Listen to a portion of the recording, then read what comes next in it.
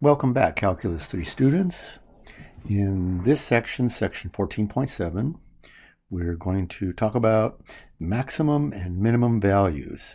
In other words, optimization of functions of more than one variable. In order to do this, we're going to go back to review a little bit of what we did in Calculus 1 course.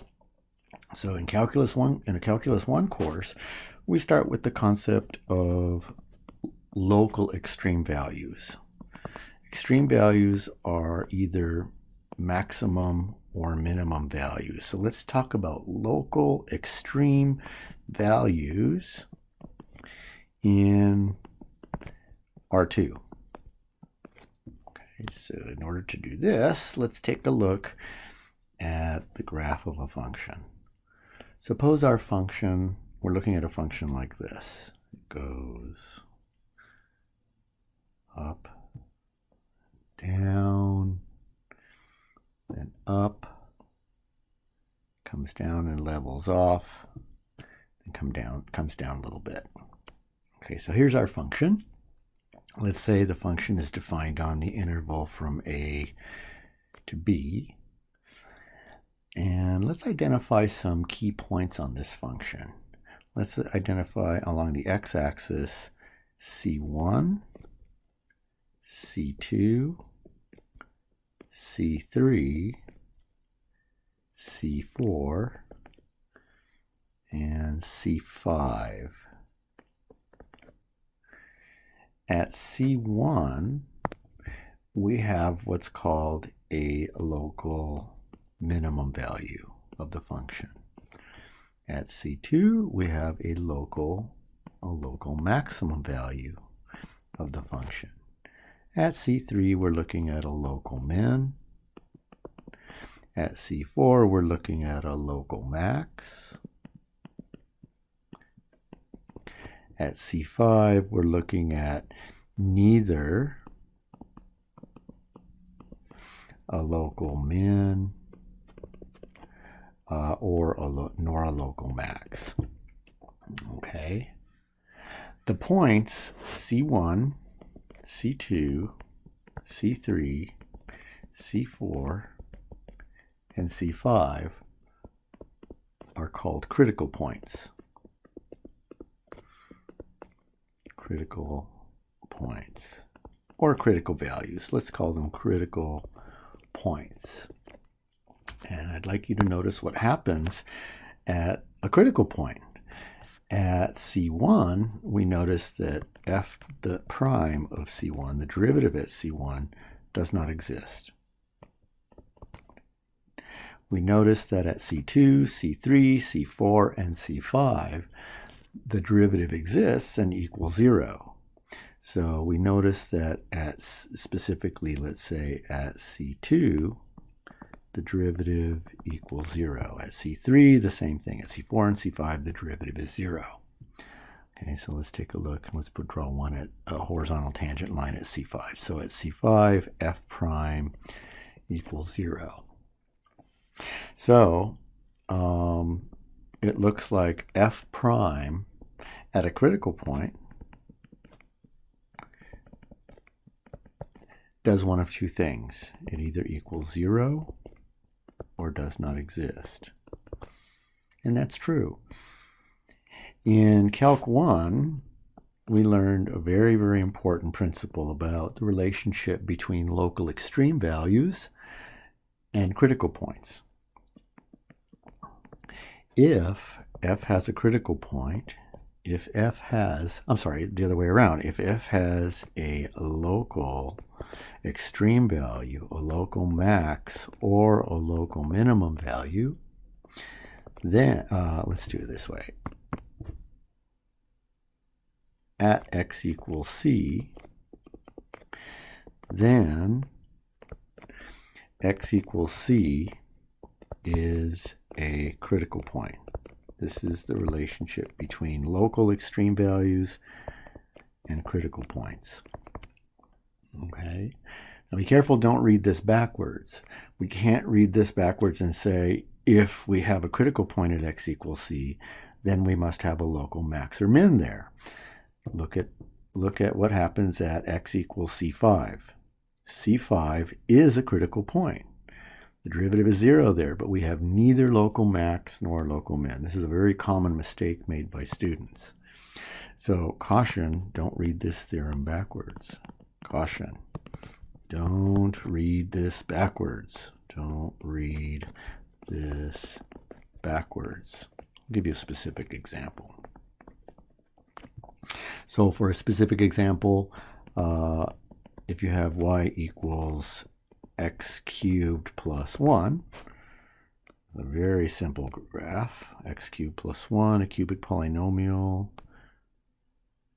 y equals x cubed shifted up by 1, we see that f prime of x equals 3x squared, so that x equals 0 is a critical point. X equals 0 is a critical point. We'll abbreviate CP for critical point. F prime of 0 is 0. That's what makes a critical point. But f of 0 equals 1 is neither a local max nor a local min. Let's do this. Let's spell it out. Nor a local min. So this idea in the last statement, the last bulleted point says, if we know we have a local max or min, then we must have a critical point at that point. Okay. So before we move on to the three-dimensional version, I want to look back at the graph of the function, specifically at the two endpoints, of the graph. So at x equals a, I'll highlight that in green, and at x equals b, I'll also highlight that in green. Let's do it like this. Okay, that I failed to identify at a local maximum. It looks like we have a local max at x equals a. It looks like the curve reaches a high point, and at b it looks like the curve reaches a low point. The problem is that the definition of local max or minimum values doesn't quite fit. It's a little subtlety. F of a and f of b are not local maximum or minimum values. Let me write that out here. F of a and f of b are not considered local extreme values. Neither local max nor a local min happens at these endpoints. The reason is that local max or minimum values are defined on open intervals surrounding the critical point. I'm going to write that in red. Local max or minimum values are defined on an open interval.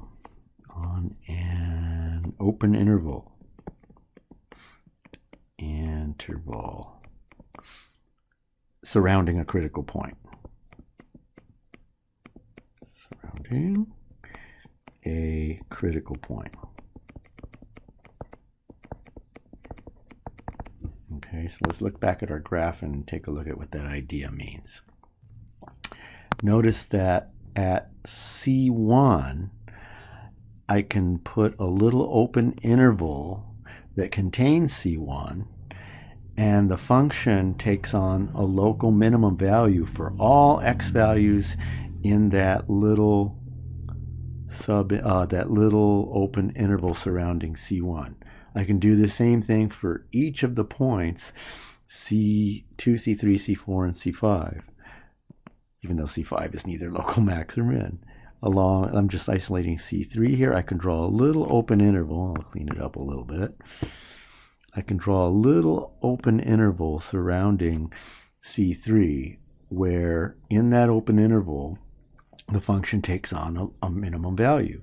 But I can't do that at A. At A, I can't surround the function in a little open interval because there's no function to the left of x equals a. There's no function in here. Similarly, at x equals b, I can't physically put a little open interval around the point x equals b, where in that little interval, I have, for every point in that little interval, I have the function as a local minimum, because I can't look at the function for x more than b. There's no function over here. So the bottom line is this definition of local extreme values requires that we're able to look at the function in a neighborhood of the critical point in an open interval. Don't get too lost in this little subtlety. We get around it with our bottom line, the method that we're going to use to find the local extreme values, but it's kind of an important thing in the theory. Let's move to local extreme values in R3. So now we're going to consider our neck of the woods. Our neck of the woods in this course is 3-space, mostly 3-space or higher dimensions. So let's take a look at a surface in 3-space, and I'm going to be drawing a very, very specific surface here. What I'd like you to imagine is that in the first octant, the xy plane, or at least a rectangle in the xy plane, where one corner of the rectangle is at the origin, is a bed. And on top of that bed, we put a bed sheet. And the bed sheet is our surface. Okay? So here is our situation. Imagine that we place a bed sheet in the first octant in 3-space. Okay, so that one corner of the bed sheet is at the origin. So here's our bed sheet. Here's our bed sheet. Our bed sheet is represented by a rectangle in the xy plane in the first octant. Okay.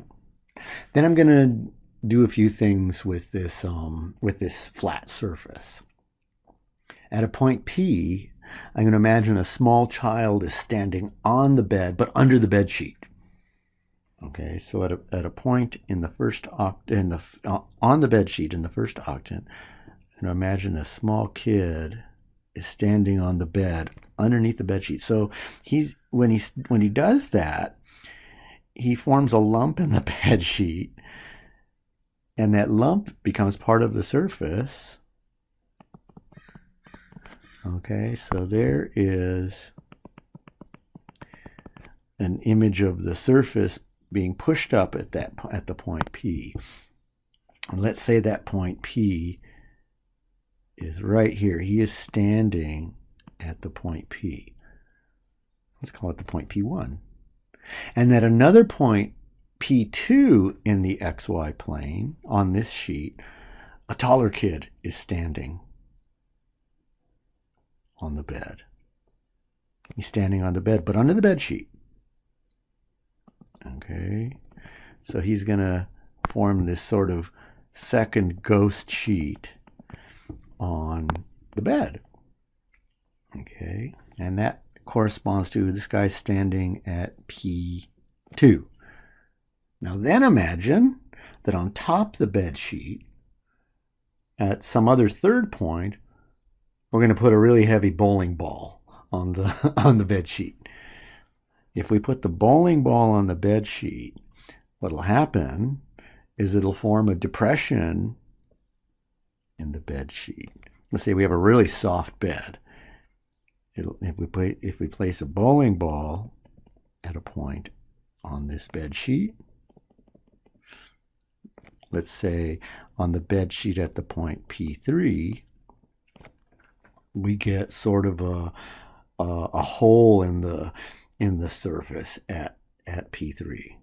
Okay, so this is our surface. Our surface contains mostly a rectangle, but a few a few little changes. At P1, we have sort of a bump coming up, P2 a bump coming up, and at P3 a bump going down.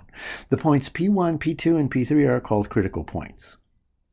Okay, so P1, P2, and P3 are called critical points.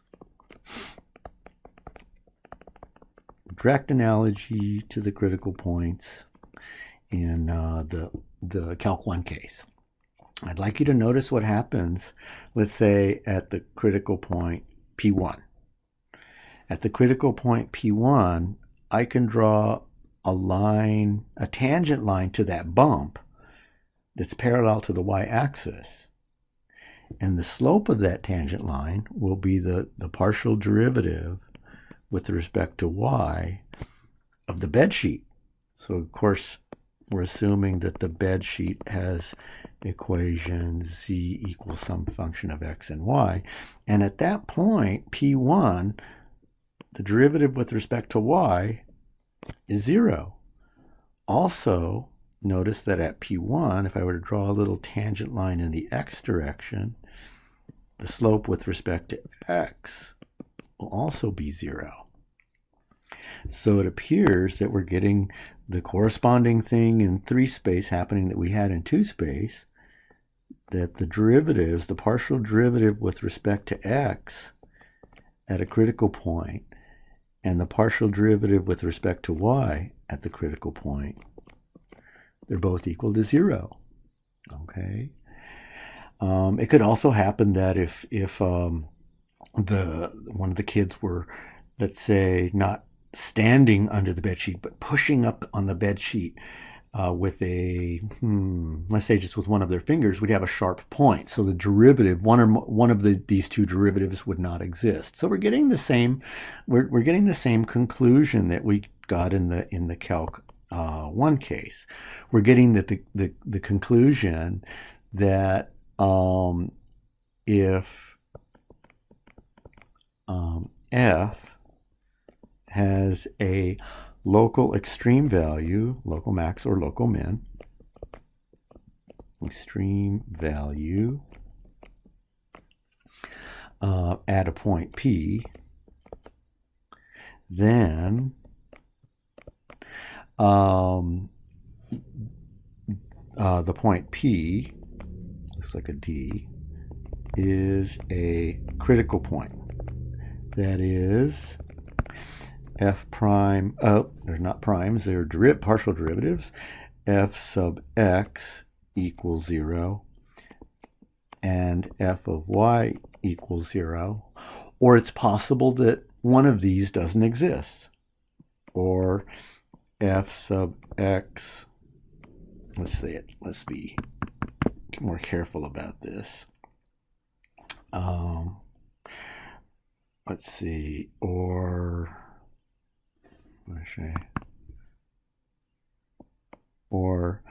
one of these partial derivatives does not exist. For us, at our critical points in our course, the derivative is primarily going to exist and equal 0 at a critical point. Okay, so just like before, though, don't read this backwards. The theorem that I just referred to right now says that if we have a local max or a local min at a particular point, then the partial derivatives are equal to 0. It doesn't say that if the partial derivatives equal 0, that we have a local max or local min. Okay, so that caution I'm going to state separately. Very important caution.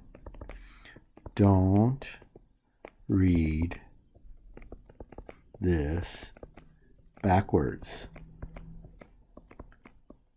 If our partial derivatives are both 0, we are not guaranteed to have a maximum or minimum. Okay, as a really good example of that, let's take a look at the surface given by f of xy equals y squared minus x squared. As a quick reminder, well, do you recognize it? This function, z equals y squared minus x squared, it was one of our quadric surfaces. In fact, it's the most difficult one, at least for me, the most difficult one to draw. It's the hyperbolic paraboloid, or the saddle. Okay, and notice that if we take the partial derivatives, the partial with respect to x is negative 2x. The partial derivative with respect to y is 2y. Notice that the partial derivatives at 0 are both 0. The surface levels off in those directions, in the x direction and the y direction. So 0, 0 is a critical point. So 0, 0 is a critical point. But this surface does not achieve a local max or min at the point 0, 0. Remember, the surface, the saddle, looks something like this.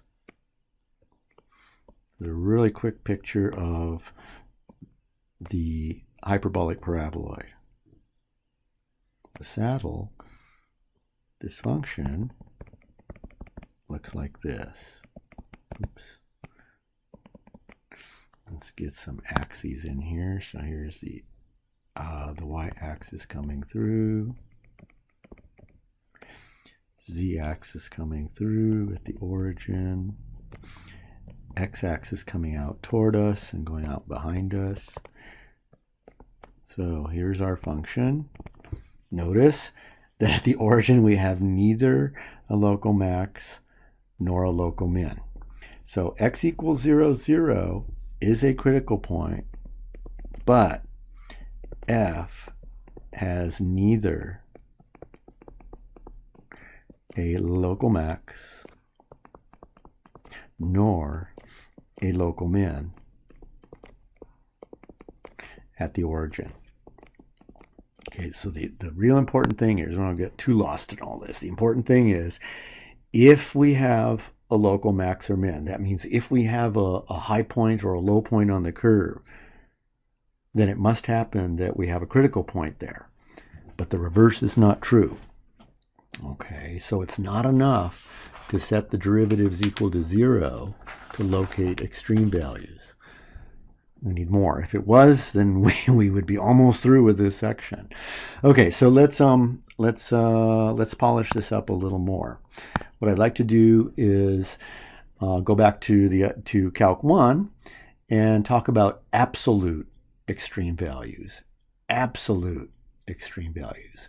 Absolute extreme values give the absolute minimum and absolute maximum values of a function. Okay, so to go back to our first graph, for a moment, at P2 we have an absolute maximum value. Okay, so f of P2 is equal to the absolute maximum value of the function. F of P3 is the absolute minimum value of the function. So the absolute extreme values of the function are the absolute max and absolute minimum values of the function. Okay, so let's get to this concept, review this concept with Calc 2. So let's review what we're talking about in terms of absolute extreme values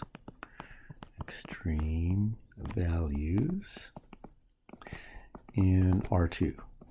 So this is our kind of brief review from Calc 1 of absolute extreme values. We have a theorem that tells us that gives us a guarantee of the existence of absolute extreme values. The theorem goes like this, and then we'll look at it more carefully. So if f has, actually, that's not what it says. It says that if f is continuous on the closed interval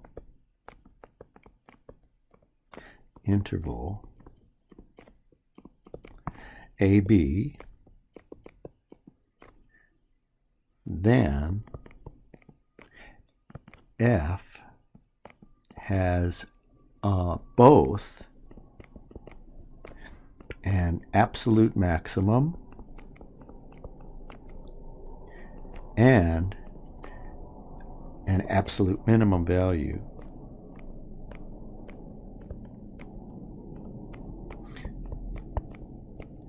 At some points C and D in the closed interval AB. Okay, this in Calc 1, this was called the extreme value theorem. Let's take a look at what it means in practical terms. If we have a function, say, it looks like this. We have a function that goes like there, looks like this, and the function is defined on the interval from, let's say, 2, 3, 4, 2, let's say this is 7. Okay, and this is x equals 4. So x equals 4 is a critical point. X equals 6 is a critical point. This function is continuous on the interval between 2 and 7. So the extreme value theorem guarantees us the existence of the max and min. What it doesn't do is tell us where to look. So from this example, I think you can get an idea of where to look for the absolute max and minimum values. X equals 4 and x equals 6 produce local max and local minimum values for the function. Okay, those are critical points. X equals 2 and x equals 7 do not produce local extreme values. Remember, for a local extreme value, we need to be able to surround our critical point in an interval. And we can't do that at x equals 2 and x equals 7 because the function is only defined between 2 and 7. The bottom line is this extreme value theorem and my drawing here kind of suggests that where we should look for our absolute max and absolute minimum values. We should check, or rather we should look for absolute max and absolute minimum values at the endpoints of the function or at critical points of the function. The endpoint of the function at the left endpoint of the function gives us the absolute minimum value of the function. Absolute minimum value of the function.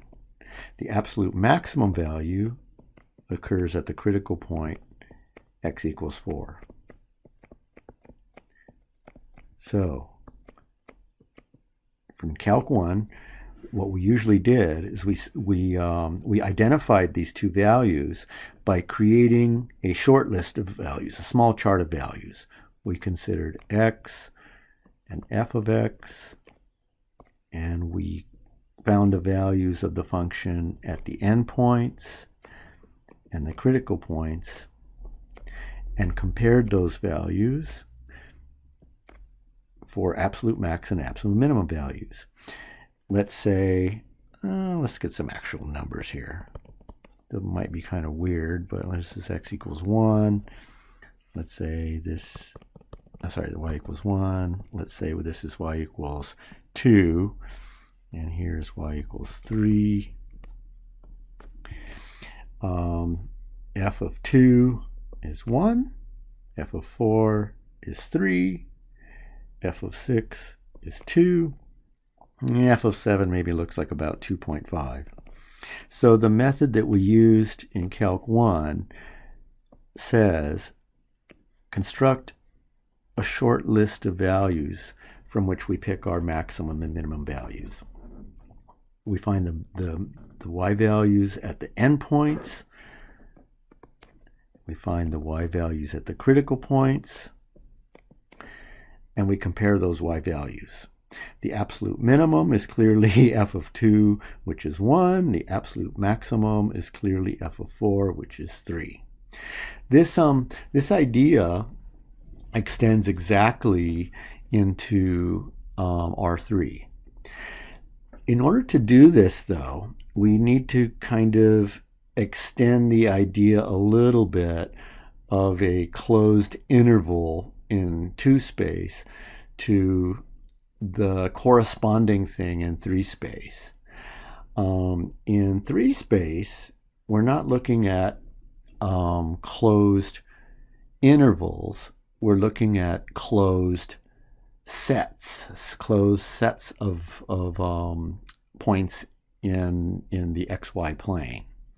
Okay, so in 3 space, what we're interested in are called closed and also bounded sets. Closed and bounded sets. A closed interval is an interval that contains its endpoints. So in the previous example, the interval 2, 7 is a closed interval because it contains its endpoints. In Calc 3, a closed set is very similar. A closed set in R2, this set is closed. It's closed because it contains its boundary points, just like the closed interval contains its boundary points. But a closed interval only has 2 boundary points. The closed interval between 2 and 7 only contains 2 boundary points.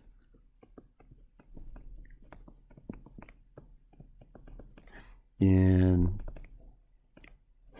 R2, a closed set has an infinite number of boundary points. It's all the points along the edge of this strange little puddle of water or whatever. Okay, but there's another word in our Calc 3 version here, in our R2 version of a closed interval. We're talking about closed bounded sets. Bounded sets are sets that can be contained in some circle. So the set that puddle of water that I just drew in R2 is called bounded because I can take that set and surround it with a circle. Okay.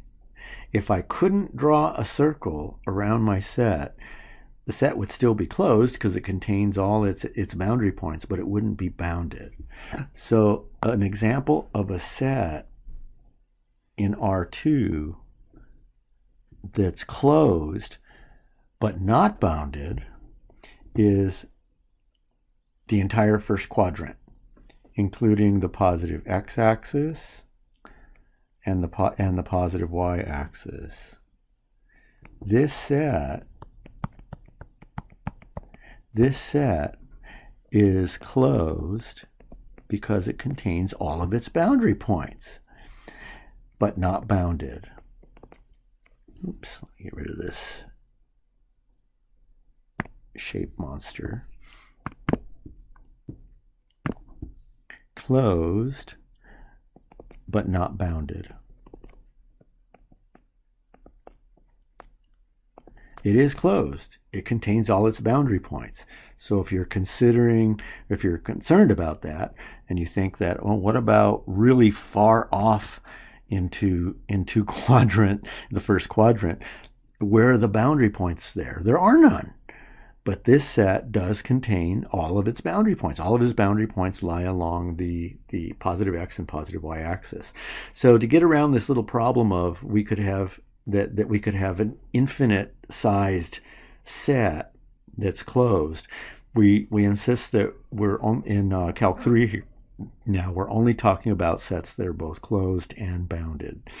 So this set is not bounded. It's impossible to draw a circle that contains this whole set. Okay, so on to our method for finding extreme values, absolute extreme values for functions of, let's say, two variables. Okay, we have an extreme value theorem that guarantees our existence. The extreme value theorem in our course is very similar to the extreme value theorem in Calc 1.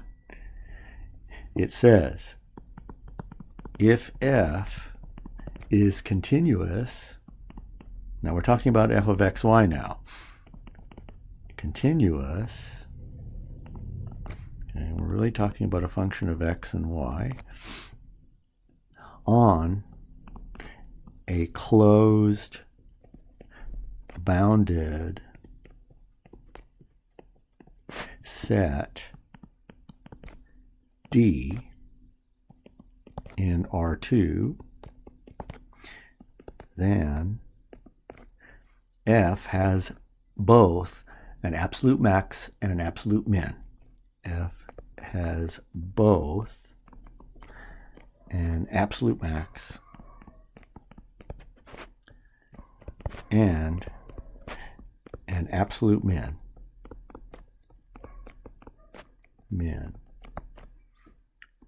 at some points, let's say x1, y1, and x2, y2 in D. The only thing left for us to do before we can actually dig into an example is answer the question, where do we look? The result is the same or very, very similar to, directly analogous to the Calc 1 case. In the Calc 1, where do we look for absolute extreme values? We look at critical points and we look at endpoints. And we compare the y values at those points for absolute max and min. So in Calc 3, we do a very similar thing. Where to look? We look at critical points within the interval D, and we look for extreme points of the function along the boundary. This is the more complicated part of the problem. We look for extreme values of the function along the boundary of D. If this doesn't make sense, I don't blame you. This is a lot of theory. We're talking about a lot of theory here. Now we're going to look at pulling this apart a little bit and discussing and looking at maybe a specific example. Let's go back to the bedsheet example. In the bedsheet example, way above here, the absolute maximum, I lost my bedsheet, story of my life. In the bedsheet example, the absolute maximum occurred at the point P2, and the absolute minimum occurred at P3. The boundary of the bedsheet is along the edges of the rectangle of the bedsheet in the xy plane. The z values are 0 along that boundary, so the absolute maximum and absolute minimum for this particular problem don't occur along the boundary.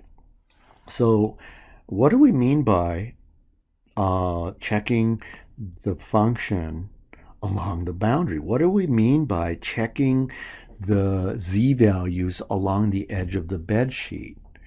This is what we mean. So we're going to look at our bed sheet again. Imagine the bed sheet with the three objects still on the bed, the two kids on the bed and the bowling ball on the bed, forming those lumps and a depression on the bed.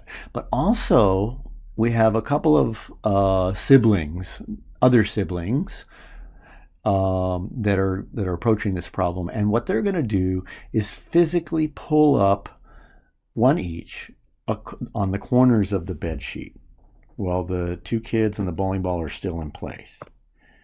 Okay, so here's our situation. We have our bed sheet.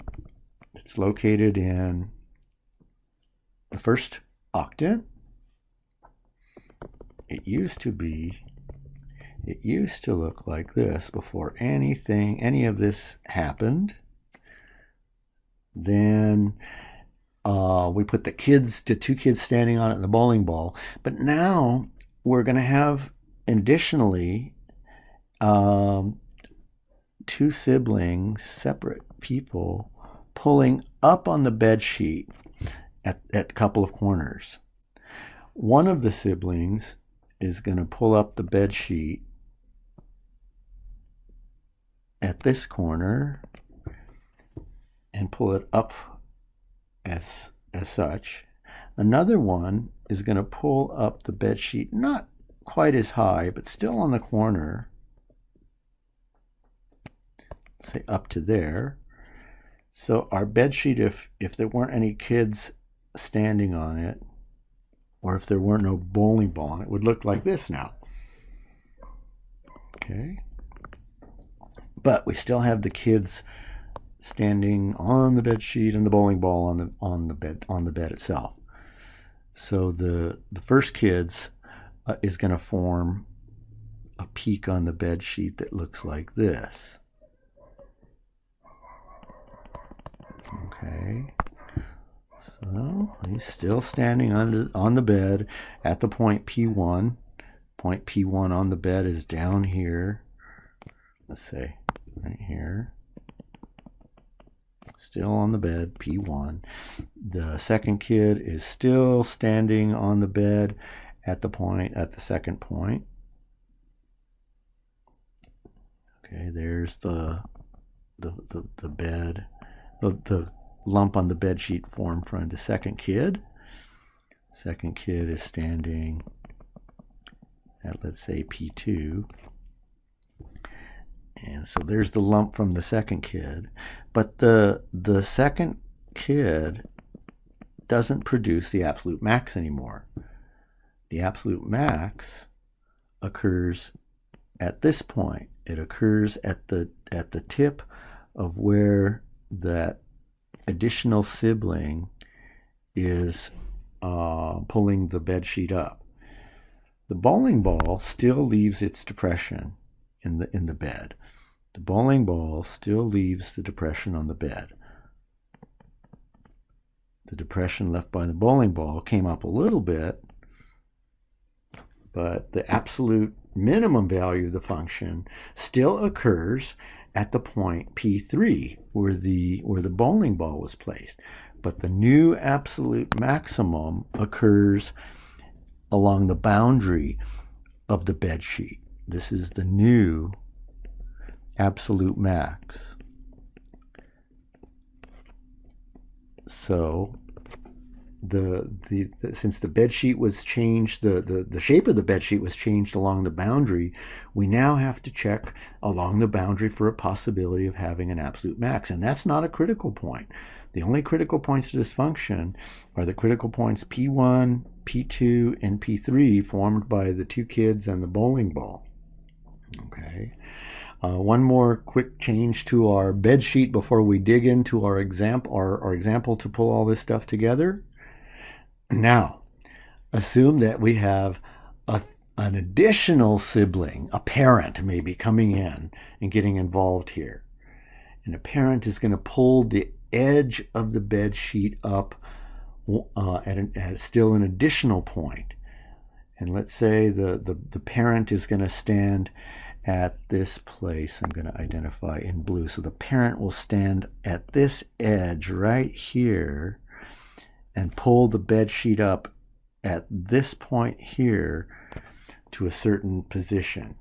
Now let's take a look at what the bed will look like, what the sheet will look like. So, z-axis, y-axis, x-axis. Original position of bed sheet. Okay. That sibling in the previous discussion pulled the sheet up this far.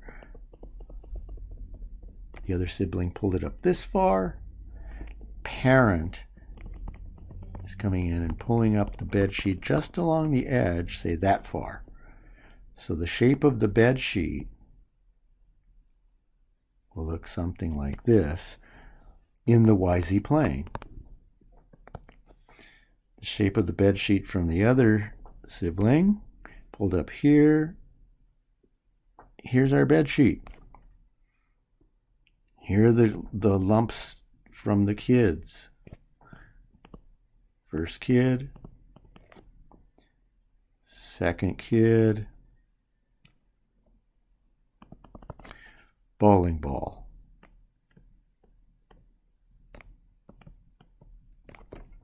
Okay, let me clean up the perspective a little bit.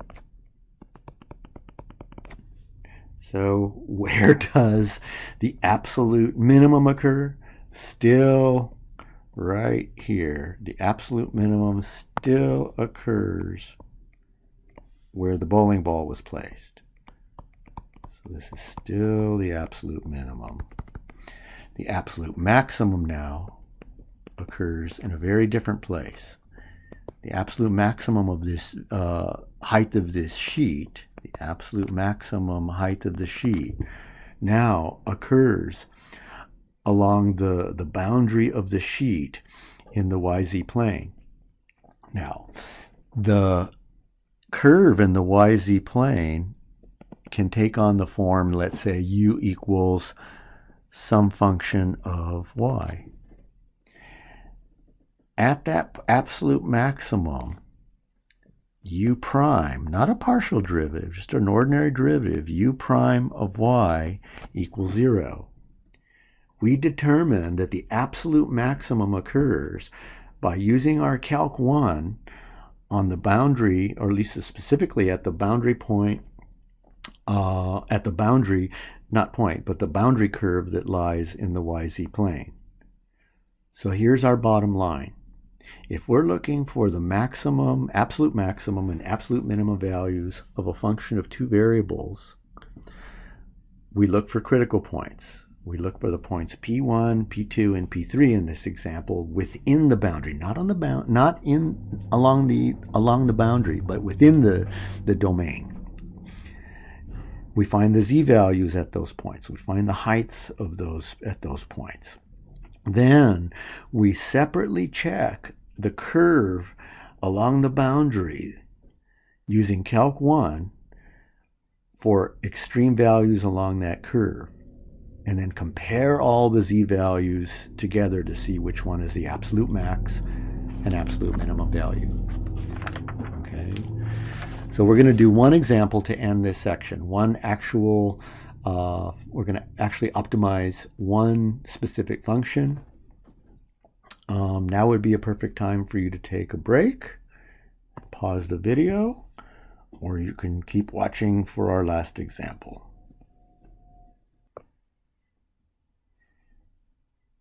All right, students, let's take a look at solving one example to end our section. So, example,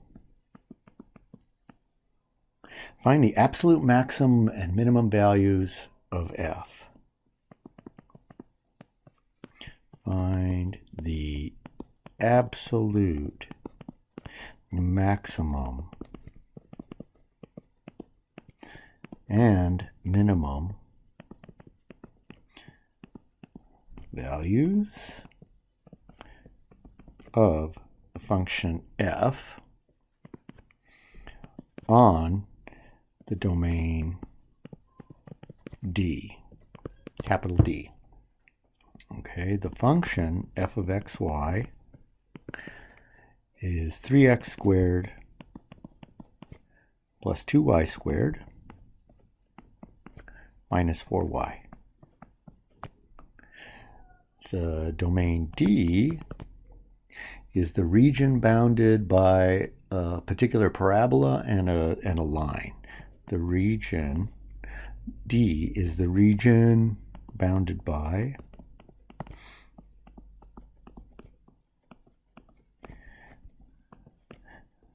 y equals x squared and y equals 4. Okay? So let's draw our region, the domain of our function. So remember, the domain of our function sort of corresponds to the closed interval in Calc 1 where our curve was defined. So the function represents a surface, and below the surface is the domain of that function. And again, the domain is sort of like corresponds to the closed interval in Calc 1. So here's the domain of our function. The domain of our function consists of partly consists of the parabola y equals x squared, and partly consists of the horizontal line y equals 4. So here's our domain D. Let's consider our domain D as being made up of a couple of pieces. I'll draw a little bit more about our domain D. So our domain D consists of a couple of pieces. The parabola for x between -2 and 2, and the line y equals 4 for x also between -2 and 2. So we can consider this domain as sort of the union of two curves. Our domain D we can consider as the union of the line and the parabola part of the domain. And above this sort of not quite a triangular domain, above this domain is our surface. All right. So let's check the critical points of the function. The critical points of the function occur where the first partial derivatives are both 0 or where one of them may be non-existent or undefined. For our class, primarily we'll be looking for where both partial derivatives are 0 simultaneously. So the first partial derivative of the function with respect to x is 6x, and the first partial derivative with respect to y of our function is 2y minus 4.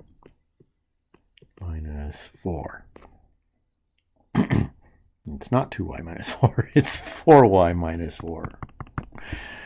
Give me a second here to fix this. Okay, so 4y minus 4. And to get the critical point or critical points, we set each of these derivatives equal to 0.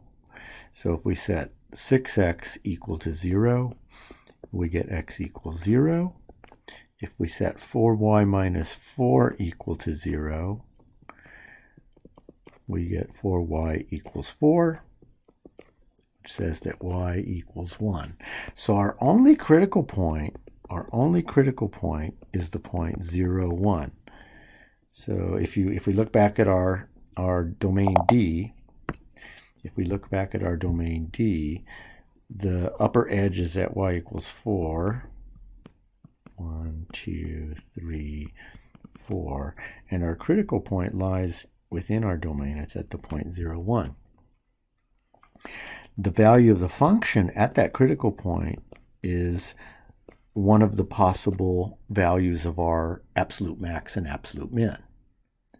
Okay, it's sort of like the z value at 0, 1 is like the height of one of the kids standing under the sheet, or the height of the bowling ball in our first example.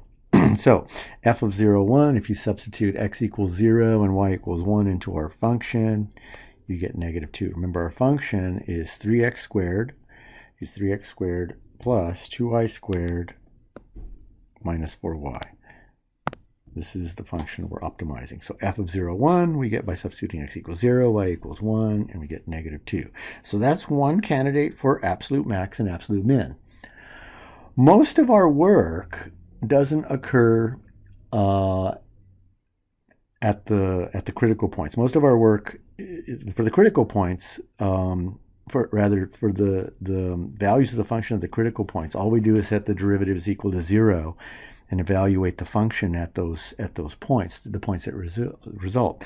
The boundary is a little more complicated of a matter. What we need to do is search along all the x and y points on our boundary for extreme values. Okay, so let's do that. Along our boundary, let's identify that separately. Along our boundary, we have two pieces. On C1, on the horizontal line part of our boundary, we need to look at the value of the surface. On C1, notice that y always equals 4 and x ranges between -2 and 2. So our function is going to be variable in the x coordinate because x is going to be varying from -2 to 2, but the y value is always 4. And f of x4 is 3x squared minus 2 times 4 squared. Remember, it's 3x squared plus 2y squared, so y is 4, minus 4 times y equals 4 again, or 3x squared plus 16. I think I'm missing a sign somewhere here. It's 3x squared plus 2y squared, so plus 16. Okay, so that's the value of our function along C1. And the value of our function along C1 then is variable. So we need to find the maximum and minimum values, z values, of this function for x between -2 and 2. Okay, so x is between -2 and 2. This is a calculus 1 problem. I need to find the absolute maximum and absolute minimum values of 3x squared plus 16 on the closed interval from -2 to 2. So I'm going to change this into a Calc 1 problem. I'm going to identify this function of x and 4 as some function u of x. Let u of x be equal to f of x4. So u of x is 3x squared plus 16. And this is defined on the interval from -2 to 2. I'm going to apply right now my calculus 1 on this. I'm going to define the absolute maximum and absolute minimum values of a continuous function, and 3x squared plus 16 is continuous. On a closed interval, -2 to 2, I need to examine the function at its critical points and its endpoints. So the critical points of u are where its derivative is 0. So we take the derivative of u is u prime, which is 6x, set that equal to 0, we get x equals 0. So to finish up along this part of our boundary, we make a small chart of values for x and u of x. We check the values of u at the critical points and at the endpoints. The endpoints of u are -2 and 2. The critical point is 0. If we substitute at the endpoints u of -2, left-hand endpoint u of -2, that's the value of the function at negative 2, 4, remember u of x is f of x4, and that's equal to, simply substitute x equals negative 2, 3 times negative 2 squared plus 16, and that's equal to 28. U at positive 2 is the value of the function at 2, 4, and that's the same thing. 3 times 2 squared plus 16, that's 28. The value of u at its critical point, 0, is f of 0, 4, which is 3 times 0 squared plus 16, which is 16.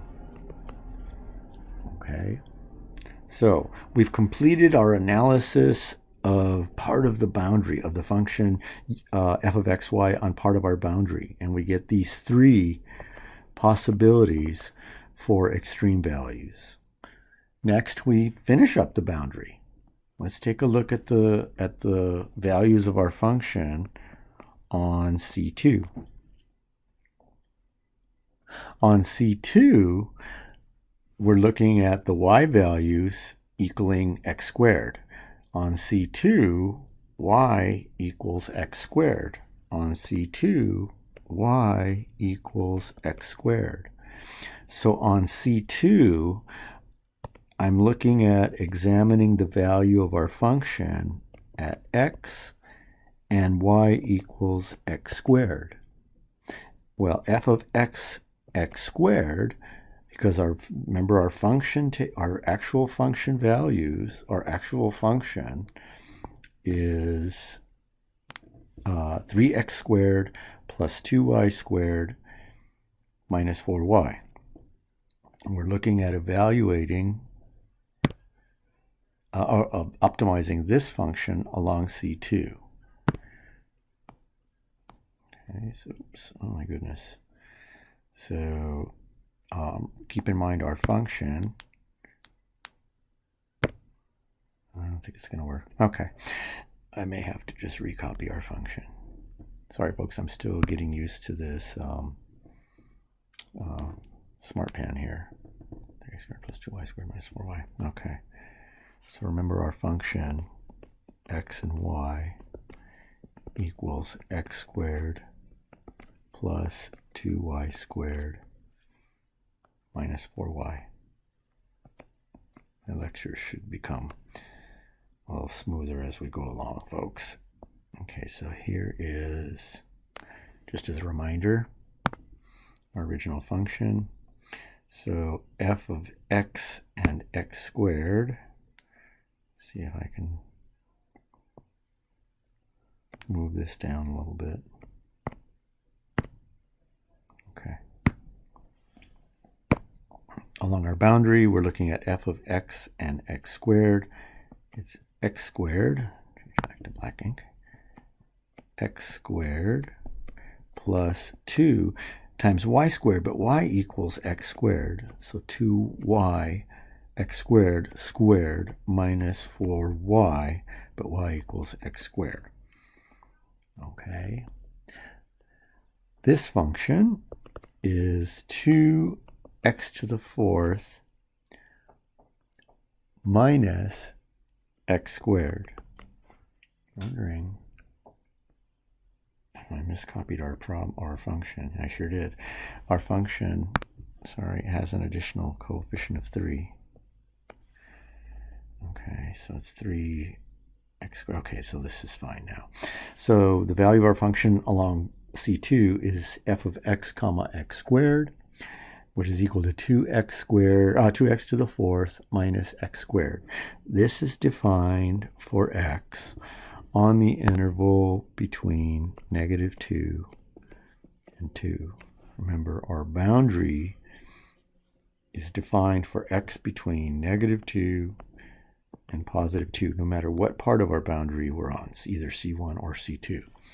Okay, this is another function of one variable, and we're going to use calculus 1 to find its maximum value for x between -2 and 2. So we're going to do the same thing as we did on C1.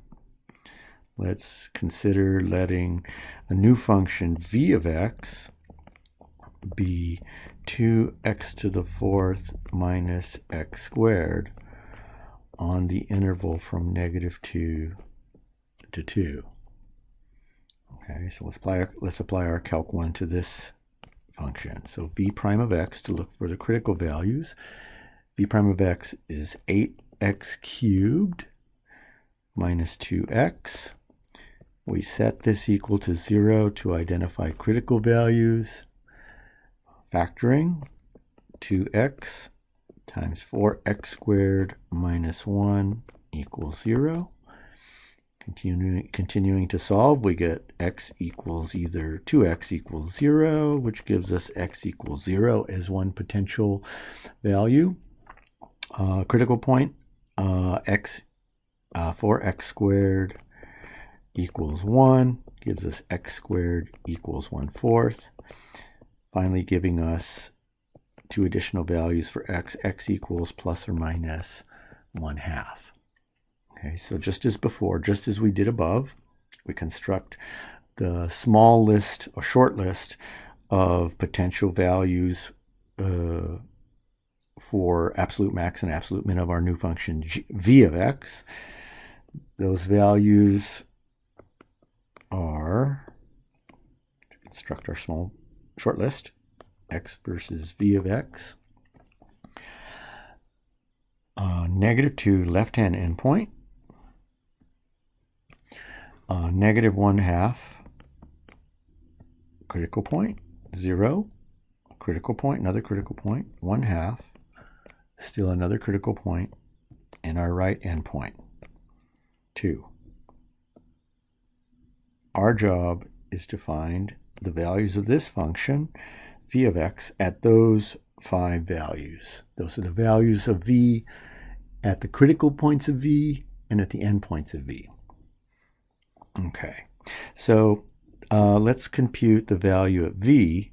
And you notice the function v of x is an even function. You notice the function v of x is an even function. And the reason why that's so important for us is that with even functions, when you substitute negative values in, you get the same value as you substitute the opposite of those negative values.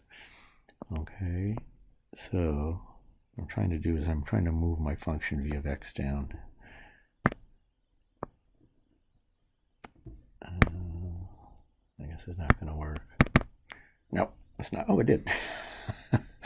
Okay, so here's our function v of x. We notice then, since v is an even function, that we can compute the value of v at both plus or minus 2 in one step. If you didn't notice that, you could do this in 2 steps. So the value of v at plus or minus 2 is the value of the function at plus or minus 2, and then 4. Remember, the value of our function v is our value of the function at x and x squared. Okay, so remember, this is the value of the function at x and x squared along C2. Okay, so this is 2 times plus or minus 2 squared, rather to the 4th,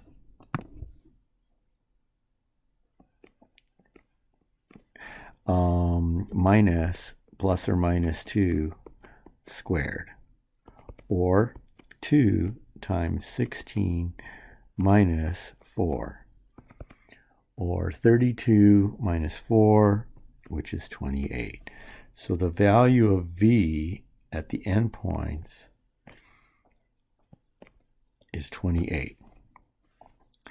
Similarly, the value of our function v at plus or minus 1/2 is the value of our function, our surface, at plus or minus 1/2, and then those x values squared, 1/4. And that value is 2 times plus or minus 1/2 square to the 4th. I almost did that same mistake again. Minus plus or minus 1/2 squared. Again, you don't have to handle both of these values simultaneously if you're not comfortable with that.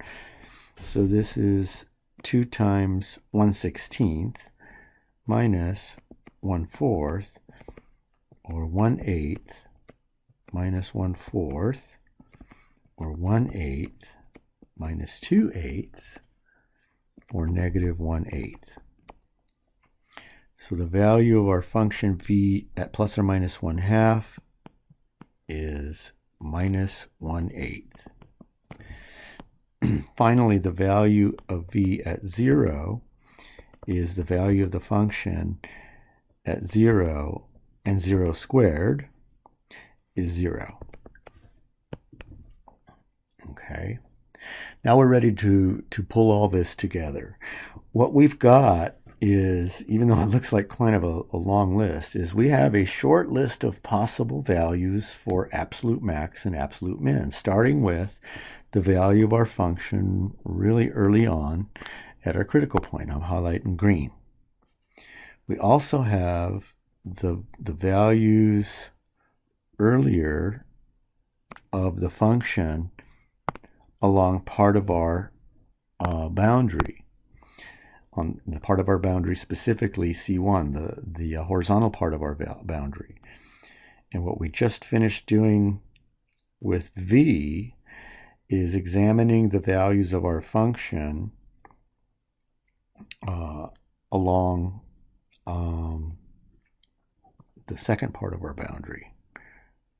Let's see how I can do this. I'd like to highlight this all in green. That'll work.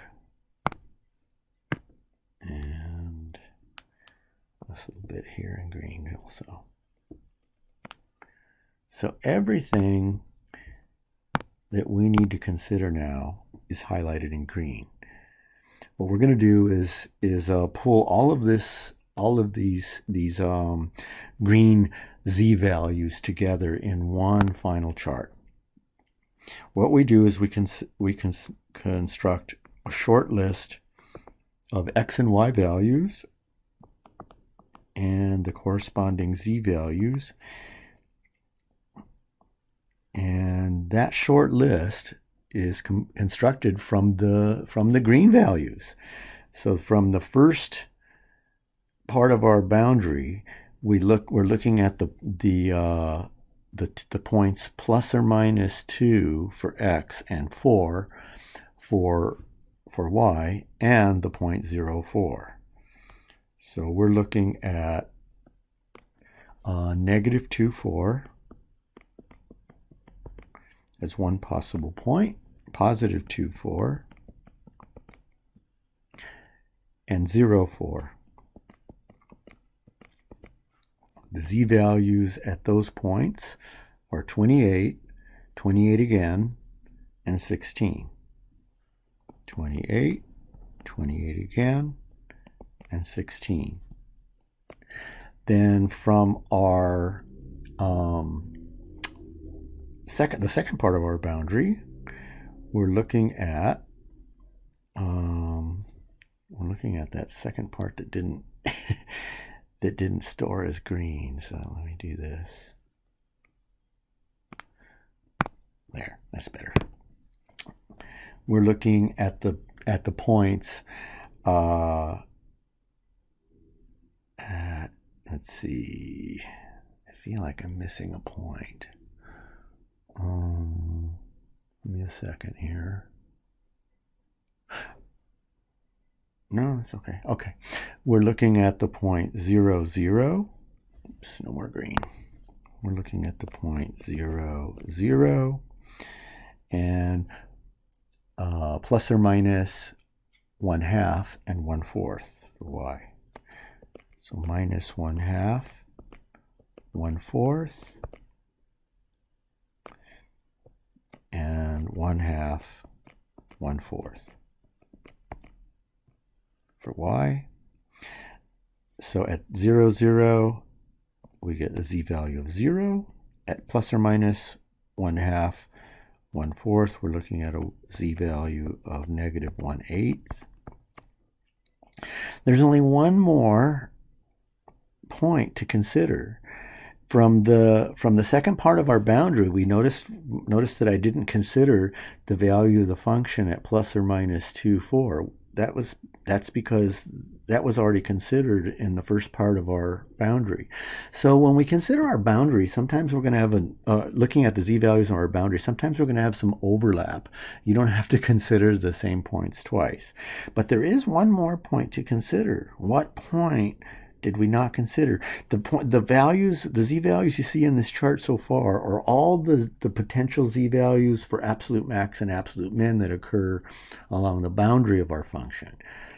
The point that we didn't consider is the point very early on, and that's the value, the z-value at the only critical point that wasn't on the boundary. It was within the region D, and that's the value of the function at 0, 1. So our final point to consider is the value at 0, 1.